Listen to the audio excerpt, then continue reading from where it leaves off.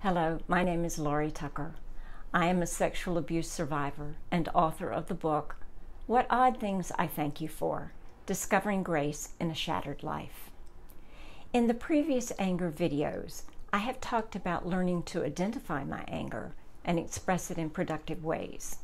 I have talked about contacting my suppressed rage around abuse and learning to express it. Today, I'd like to share how my husband Chuck and I are learning to express our anger in ways that create safety for both of us.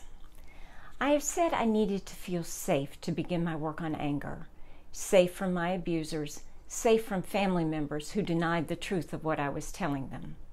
I also have needed to learn to feel safe around my husband while doing this work. In Chuck's family, anger was denied and never expressed. Doing so got you ostracized from the family. He learned early as a small child not to make his mother angry. Her disapproval was a strong deterrent. His fear of expressing his own anger got excited when I began to try to express mine. My doing so elicited disapproval and withdrawal from him, the very person I most needed to help me with this healing work. In return, I got scared, withdrew, and got more angry. It has taken us a long time and joint counseling to learn about each other's history and beliefs around anger. We're each learning to work with our own anger, to work with the anger of partnership, and with the anger of my expressing it around my abuse. I am learning to tell Chuck that the anger I am feeling is abuse anger.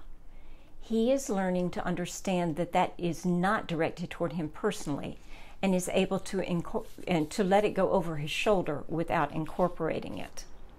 He has learned that he can ask for a break in the conversation and return to it later. I am learning to recognize when my abuse anger has gotten connected to the anger of the moment. I can't see it in the moment as it is happening. And often my expression of the present anger is out of proportion to the event. We agree to end the conversation then, and agree to return to it at a specified time. When I can cool down and think logically, I can see what is happening, and I apologize. Doing so lets us start the conversation again, this time carefully and rationally.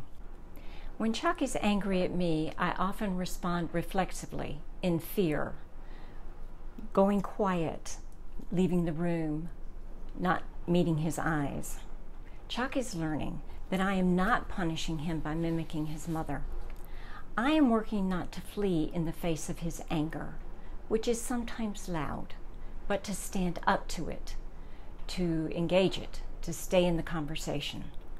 This frightens me still, but every repetition helps create a new paradigm of how to manage anger between us. We've had conversations about what each of us would like to hear in the moments of anger, what would help each of us feel safe and loved. These words, so helpful, are sometimes hard to say when anger is on top.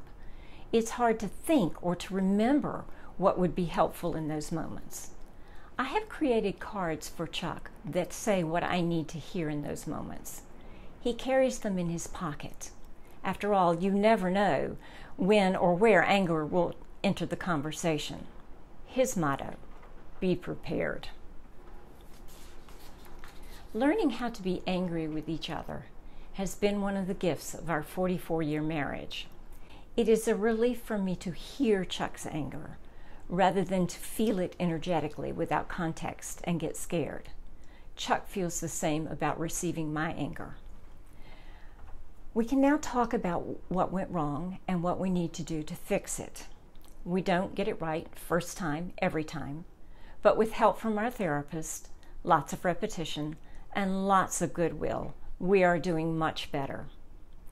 I never thought I would be grateful for anger, but I am.